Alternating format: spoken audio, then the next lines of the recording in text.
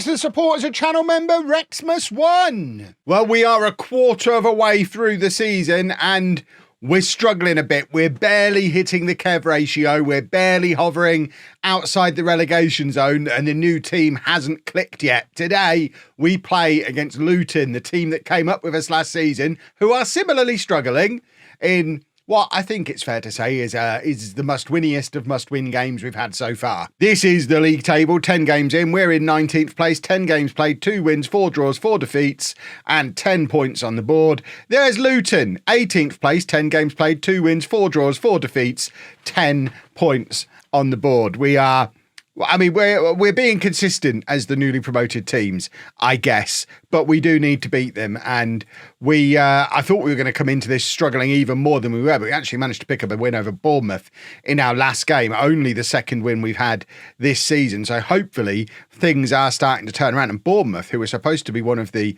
pre-season promotion favourites, having been relegated from the Premier League, are struggling. They're not that much far above us. So that's why we were able to pick up the win over them. And hopefully we can continue that form with a win over another struggling team in the shape of Luton. We're going to have to do it without a couple of, I guess without one of our regular starters. Miley has picked up an injury, so he's going to be out for the next 3 weeks or so, which means Meso is going to get the chance to have a little run in the team, which he hasn't really had so far, largely being rotated in and appearing off the bench. But we do have our first choice and very tall back four in place. Let's do a football, I guess. It's Mr. Tickle in goal. A back four of Denner, Roivers, Bindon and Quirini. Somerville at the base of the midfield. Gibbs and Meso ahead of him. Jimmo on the left. Mama on the right. And Bonnell up front, who is he's slightly slowed down his goal scoring since the last episode. Hang on. Oh, that's not us. There you go. I thought it's showing he'd scored 0 goals for us there. Why would that not be scrolled already? So just the 5 goals from 9 appearances. I think all 5 of them he'd got in the last time we did an episode. I don't think... Can we not get goal scorers on here anymore? No? Terrific. I don't think he's scored since the last episode, so fingers crossed he puts a stop to that nonsense today. Mr. Tickle, as you can see, is taking over as captain in the absence of Carragher, who doesn't get in the back four anymore, Wood, who is our vice captain, and Miley, who had been captain previously but is also injured. So Mr. Tickle, I guess, 4th choice, but is wearing the captain's armband, has had an uncomfortable start to life in the Championship. So fingers crossed we can start to see a return to the Mr. Tickle we all know and love in this episode. But there is the 6'6" Bindon. I think Quirini is the shortest of the back four. I think he's 6'1". But we've got a lot of very big boys at the back, and Bonnell hits the crossbar. It looks like he was offside anyway, but that was a useful start to the match. We looked like we won the ball back in an area where we've struggled a little bit and got the ball forward nice and quickly with a decent effort. It's a shame A, it hit the crossbar, and B, the man was offside. But we've got a set piece now, and set pieces have got to be our thing. Surely it falls to Bonnell on the edge of the area, who shoots from range again. And if anything, it's even further away than the first one was, because he hit the crossbar before. This time, it goes flying over. It shows how enormous our defenders are, though, that we have an attacking free kick in a situation like that. And our lone striker, who's not little himself, I think he's 5'11", 6 foot tall. Nobody's 6 foot tall. You're right. You're either 5'11" or you're 6'1". 6 foot tall doesn't exist. Everyone who says they're 6 foot is 5'11", and we all know it. But yeah, he's hovering outside the area, which, I mean, if he could shoot from range, would be super duper. Quirini into Mama. Mama goes past his man. Gibbs floats it over to Bonnell, who does break his little goal scoring drought that he'd been on. It's his 6th goal in 10 matches. It's a very solid header, which again goes back to the point I was making before about how it's remarkable that we don't put him in the area for the set pieces, because he is good in the air. A number of his goals this season have come from headers, and he's proved it again there. But when we have the set pieces, because we've got Bindon and Roivers and Denner, who are all like 6'5" plus, which is insane, there's no room for Mr. Tickle catching the ball comfortably. And all is right with the world again. And we're going to beat Luton, and this would be 2 wins in a row. We're going to go on a little run, and we're going to finish this season mid-table, have another rebuild in the summer, go up next year, and then I can go and manage Real Madrid and everyone's happy. I think that seems like a very sensible plan for the next couple of years. That is absurd from Denner. How that's not been given as a penalty. It was so very clumsy, and somehow we get away with it. Thankfully, no VAR in this league, and it is Luton on the attack again. And once again, questions about Mr. Tickle. He's very flat on his line there. It's not exactly a wonder strike, is it? This guy picks the ball up on the edge of the area, and okay, it's a pretty good finish. I'm not going to turn this into a Mr. Tickle victim session. We're not going to blame Mr. Tickle for what's going wrong. We're going to blame the buffoons in front of him. Mr. Tickle is our guy. If anyone wants him for £15 million in January, I probably will take it now, because I don't feel like he's as much of a difference maker as he was previously. I think Sharman Lowe could probably concede goals the way Mr. Tickle is. That's annoying. That's really annoying, because that happens far too often. We've made the fullbacks more defensive. When we first came in, we were using wing-backs. We used wing-backs at Bedford. We've got fullbacks now, because I'm trying to stop that happening, and it's still not happening. I mean, if we look, not that I want to dwell too much on tactics, but he's literally playing as a holding fullback, and they're still going round him. Well, I mean, how do I stop that goal? We concede at least one of them a match, and it's ruining me. We're going attacking straight away. We cannot lose this game. It's not even good enough to draw this game. This is an absolute must-win. The media prediction has us bottom, Luton second bottom. If we lose at home to Luton, it is going to be a very, very tough job to stay in this league, because there aren't many teams that we're as good as, and Luton should be one of them. And that's annoying. I'm not angry. I'm just disappointed. We've hit the nail on the head there. Right. We are going to make some changes fairly early in this second half if things don't start to go our way, because we need to try and brute force a result. And it's Luton with the corner. Bindon heads it clear. I mean, it's the advantage of having a big boy there. He is good at doing that. But annoyingly, Gibbs seemed to show no motivation actually getting to the ball. He's just let the guy go past him, and they've scored the exact same goal again. Is this the problem with having giants at the back? We're getting ruined now by the low cross because we can't head it away. I mean, Gibbs should be doing a lot better here. He just doesn't have any motivation at all to stop this guy getting into this position. Denner dances across too late. And again, they get there ahead of Mr. Tickle. It is the same goal twice. And that's infuriating. Right, I'm berating them because this is not okay. I don't berate very often, but that's made me cross. Quirini to Gibbs. And now Mama, who is going to be coming off in a minute because we've got so many good attacking options and he's not having a good game at all. Somerville's been clattered there. If he's injured, it's a red card. Right, this is a huge moment. Because they're now down to 10 men. I think we need to respond immediately and make some changes. We're sticking 2 up top straight away. Somerville is going to come off. And we're going to bring on Sadie, who has been injured recently, but is now back fit again. So he's going to come on. Oh, hang on. What's gone on here? Well, I don't know why they've swapped around like that. And then he goes up there. Yeah, that's what I'm trying to do. And then Mama is having a rotten game. In fact, both the wingers are having rotten games, so we can take them both off. We've got Webster and Cabia. We've got Wood, who could come on as well, but we'll go with these two.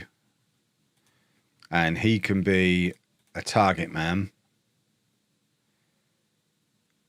And yeah, we'll just do that. We've got to go more attacking. We're playing against 10 men. We've got to drag ourselves back into the game. Right, this is where we should be effective. We've still got the big boys on. We've got to be beating the first man with the corner. Gibbs is doing my head in today. Sadie from range hits the crossbar. Ugh. We can't go almost the entire second half against 10 men and still lose against a team that we should have beaten. This is a problem. What have we got in the way of other attackers? We've got Wood and McKiernan. McKiernan's Barely had a look in all season. I don't think McKiernan's the answer. But Gibbs has been rotten. So maybe if we throw McKiernan in. Right, Cabio wins the ball back. Meso hasn't looked like he's the answer either, has he? We've certainly missed Miley today. We're 4-1 down at home against 10 men, and it's a team that we had to beat. We are in trouble. Mr. Tickle again. I mean, we send the man a message. I don't like having to do that, but something needs to be done. And I think we get Carragher on just so that we've got our captain on the pitch. Maybe he can steady some nonsense that's going on in there. Roivers is having a rotten game. Maybe we'll do this. And just at least get Carragher into his preferred position. And Roivers can carry on having a stinker at right back. All throughout the team, they've been rubbish today. We're berating them again. There are no excuses for this. I don't really know what the solution is. Sweeping tactical change. But then we beat Bournemouth. Bournemouth were in the Premier League last year. Luton were in League One. Yes, they were better than us in League One last year. But that's not enough to keep us in the league. We need to improve when we get in a new division. I feel like we have. But we've just been so rubbish today. Maybe it's time to pull out a gegenpress. We probably have got the players to do it now. Right, it's not Mr. Tickle. I was all ready to go in at Mr. Tickle again, forgetting I'd taken him off. That's 3 goals now that have been this low cross and the striker's nipped in ahead of the goalkeeper. I mean, what are we supposed to do about that? We're going back to wing-backs. There's no point having defensive full-backs if they're not going to defend. This is hideous. Absolutely hideous. 2 of these goals have gone in when we've been down to 10 men. Roivers to Webster. I mean, who cares at this point? Certainly none of the players. Well, I don't think I've hit the instant result button in the middle of a match yet. I'm really tempted today because that's gone very badly wrong. I think we need a rethink.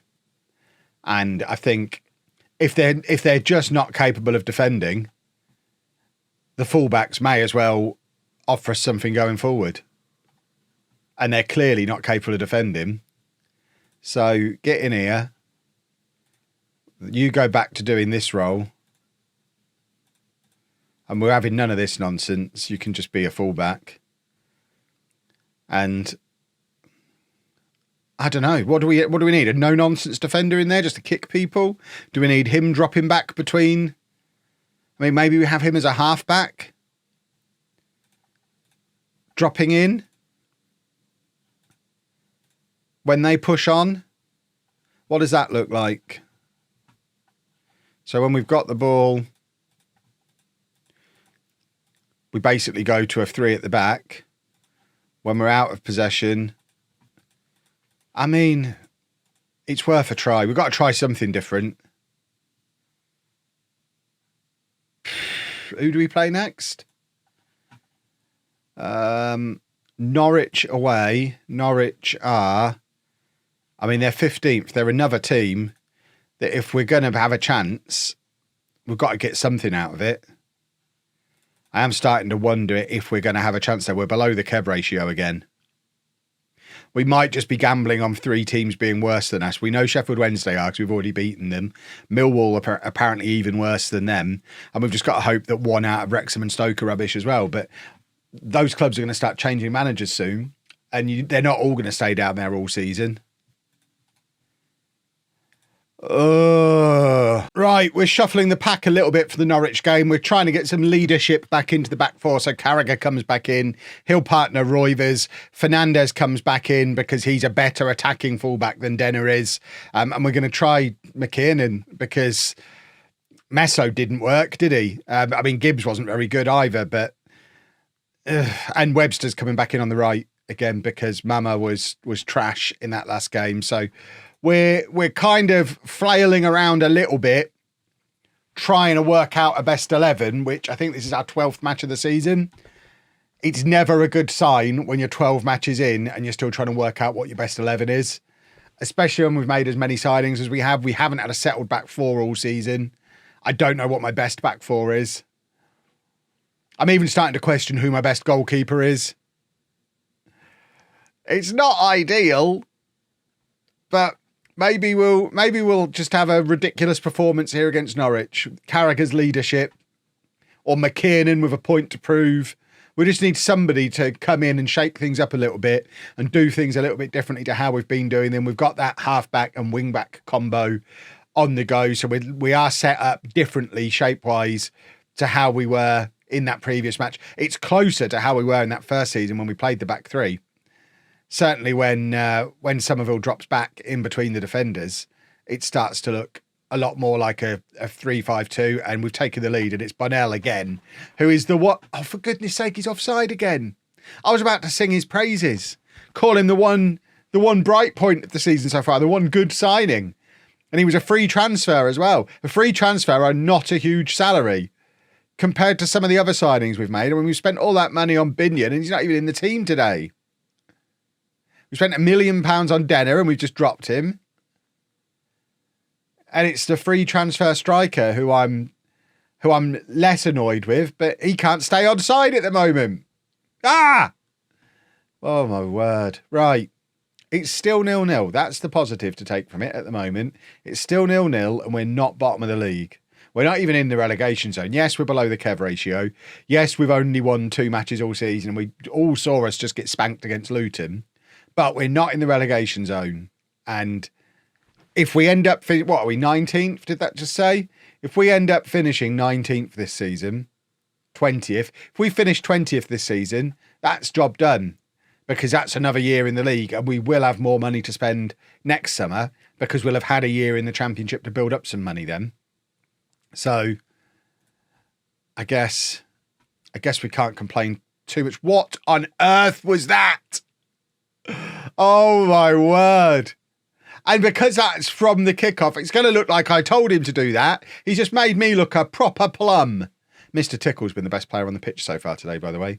He's back. That substitution has brought him back to life.